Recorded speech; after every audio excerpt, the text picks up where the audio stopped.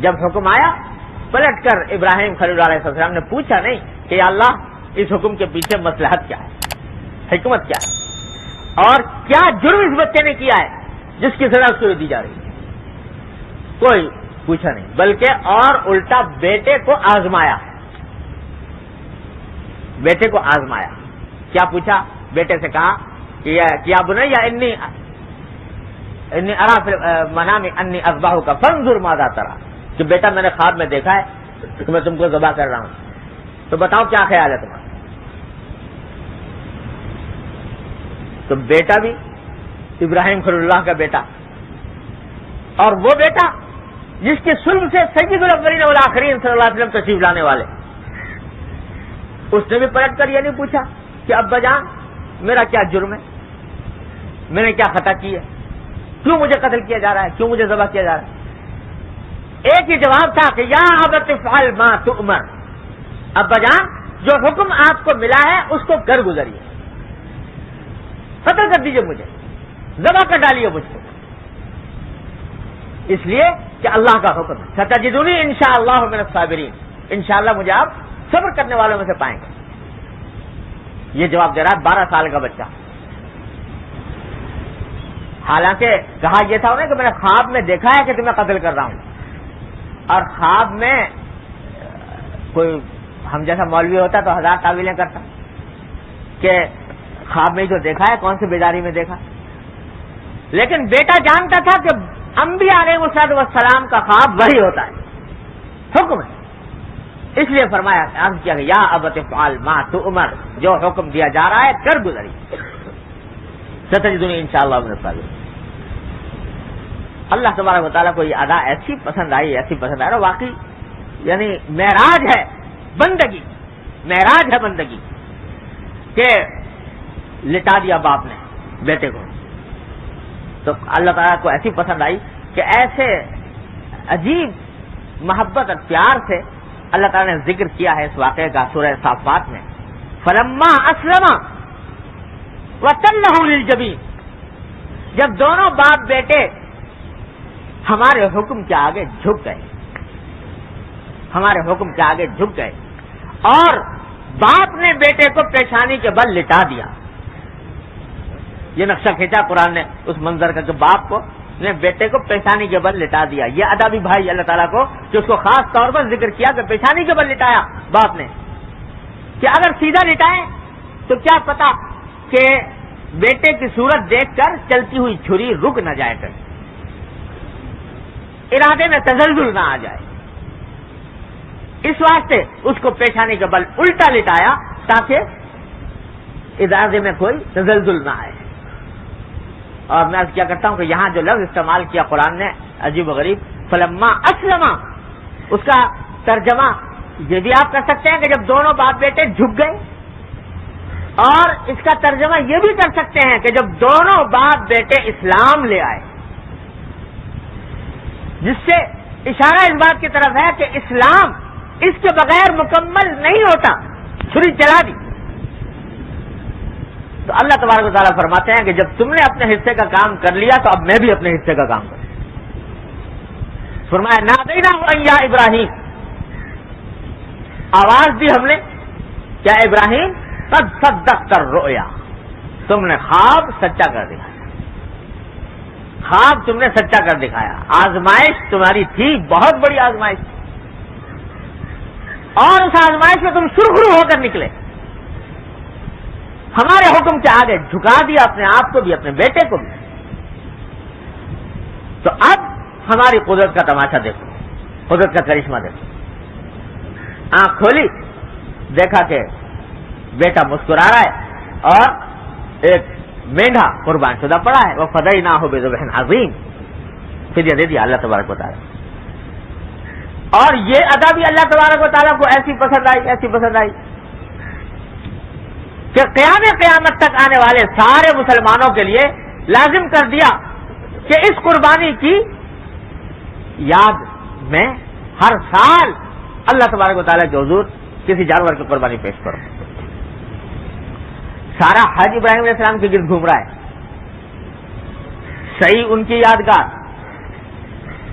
اور رمی ان کی یادگار، یہ سارے مناسک ان کی یاد کے اندر کیے جا رہے ہیں. قربانی ان کی یادگار کہ انہوں نے بندگی کی معراج کر کے دکھائی اپنے عمل سے، تو سارے بندوں کے ذمہ لازم کر دی. یہ ہے قربانی کی حقیقت.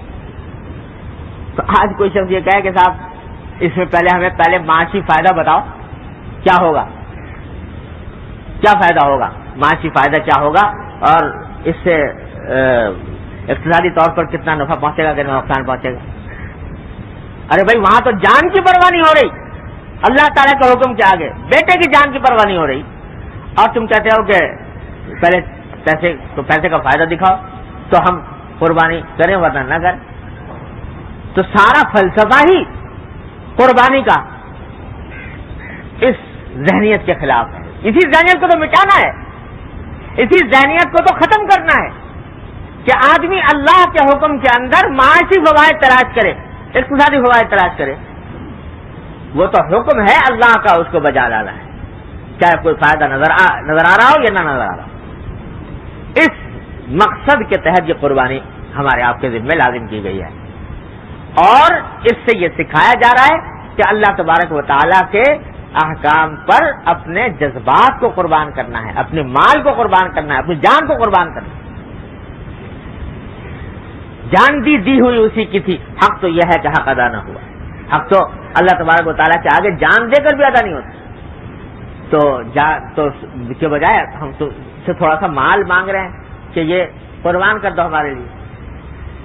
یہ جذبہ جب تک انسان کے اندر پیدا نہیں ہوتا، یاد رکھو کبھی انسان بن نہیں سکتا.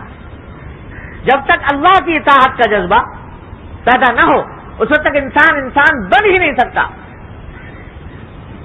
اور یہ دنیا بدعنوانیوں، جرائم، ظلم و ستم کا جہنم بنی رہے گی جب تک کہ انسان اللہ تبارک و تعالیٰ کا فرما بردار بندہ ہو کر زندگی نہ گزارے. اس واسطے یہ قربانی فرض کی گئی ہے. تو بھائی یہ ہے اس قربانی کا پس منظر جو آنے والی ہے انشاءاللہ چند روز کے اندر. اب اللہ تعالیٰ فرماتے ہیں کہ آج ہمیں کوئی عمل اتنا پسند نہیں جتنا اس قربانی کے اندر خون بہانا ہمیں پسند ہے. خون بہاتے ہوئے کہہ دو ان صلاتی و نسکی و محیایا و مماتی للہ رب العالمین. میری نماز بھی اللہ کے لیے، میری قربانی بھی اللہ کے لیے، میرا جینا بھی اللہ کے لیے، میرا مرنا بھی اللہ کے لیے. یہی سکھایا جا رہا ہے اس قربانی کے ذریعے. تو اب اس میں اور کچھ حکمت تلاش کرنی نہیں، بس صرف یہ کہ یہ حکم ہے اور نبی کریم سرور دو عالم صلی اللہ علیہ وسلم کی سنت ہے. آپ نے کسی سال قربانی ترک نہیں فرمائی، اور نہ صرف یہ کہ ترک نہیں فرمائی بلکہ ویسے تو آپ کے پاس عام طور سے نصاب زکوٰۃ جمع ہی نہیں ہوتا نبی کریم صلی اللہ علیہ وسلم کو، لیکن اس کے بعد اس کے ہر سال زکوٰۃ، ہر سال قربانی ادا فرمائی. اور صرف اپنی طرف سے نہیں، ایک مینڈھا پوری امت کی طرف سے، امت کے وہ بندے جنہوں نے قربانی نہیں کی یا نہیں کر سکتے، تو ایک مینڈھا ان کی طرف سے، سب کی طرف سے قربان فرمایا نبی کریم صلی اللہ علیہ وسلم. یہ ہے نبی کریم صلی اللہ علیہ وسلم کی رحمت اور رافت اپنی تمام امت کے اوپر جو قربانی کر کے تشریف لے گئے. تو یہ قربانی اس نیت سے کرنی ہے، اور اس کا ثواب اتنا مقرر کر دیا کہ فرمایا کہ جو جانور قربان کیا جاتا ہے تو جتنے اس کے جسم پر بال ہیں، ہر بال کے عوض ایک نیکی تمہارے نام آیا مال میں لکھتے. گن لو، شمار سے باہر ہیں بال، تو بے شمار نیکیاں اس کے اندر لکھی جا رہی ہیں اس قربانی کے اندر. تو اس جذبے کے ساتھ بھائی قربانی کرنے کی ضرورت ہے. مسائل معلوم کر لیجئے علماء کرام سے تو کہ بھائی کس کے اوپر واجب ہوتی ہے. جس کے پاس نصاب ہو، زکوٰۃ کا جو نصاب ہوتا ہے آج کل 52.5 تولے چاندی کی قیمت، تو وہ ہو اپنی ضروریات اصلیہ سے زیادہ، اس کے ذمہ قربانی واجب ہے. اور جو بھی صاحب استطاعت ہے اس پر الگ قربانی واجب. یہ نہیں کہ شوہر نے کر لی تو بیوی کی طرف سے ادا ہو گئی، یا بیوی نے کر لی شوہر کی طرف سے ادا ہو گئی، یا باپ نے کر لی تو بیٹے کی طرف سے ہو گئی. بلکہ ہر بالغ انسان جس طرح اس کے اوپر نماز الگ فرض ہے، روزہ الگ فرض ہے، شوہر کی نماز سے بیوی کی نماز ادا نہیں ہوتی، اسی طرح شوہر کی قربانی سے بیوی کی قربانی نہیں ہوتی، بلکہ ہر ایک کو اپنی استطاعت دیکھنی چاہیے، اس کے حساب سے قربانی ادا کرنی چاہیے. اور اس کے بارے میں مسائل معلوم کر لینے چاہیے کہ بھئی کس کے اوپر واجب ہے، کس کے اوپر اگر کچھ شبہ ہے تو کسی علماء سے پوچھ لیں کہ واجب ہے کہ نہیں. حدیث میں فرمایا نبی کریم صلی اللہ علیہ وسلم نے کہ جس کے پاس گنجائش ہو اور اس کے باوجود وہ قربانی نہ کرے تو فرمایا کہ ہماری عیدگاہ کے پاس بھی نہ آئے وہ، اتنی شدید وعید بیان فرمایا، ہماری عیدگاہ کے پاس بھی نہ آئے وہ شخص جو قربانی نہیں کرتا. اور آج کل ایک غلط فہمی لوگوں میں پھیل گئی ہے، پتہ نہیں کیسے پھیل گئی، لیکن کثرت سے لوگ پوچھتے رہتے ہیں جس سے پتہ چلتا ہے کہ پھیلی ہوئی بہت ہے. بعض لوگ یہ کہتے ہیں کہ صاحب ہم نے اپنی طرف سے تو نہیں کی قربانی، لیکن حضور اقدس صلی اللہ علیہ وسلم کی طرف سے کر لی، یا آپ نے کسی مرحوم ماں باپ کی طرف سے کر لی. تو اس کا مطلب یہ ہوا کہ واجب تو ادا کیا نہیں اور نفل کر لیا. بھائی ایک آدمی کے ذمے ایک قربانی ہے واجب، اس کے بعد اگر کوئی کرنا چاہے نفلی ہے، وہ نفلی اپنی طرف سے کرے، کسی اور کی طرف سے کرے، حضور اقدس صلی اللہ علیہ وسلم کی طرف سے کرے، بڑے ثواب کی بات ہے.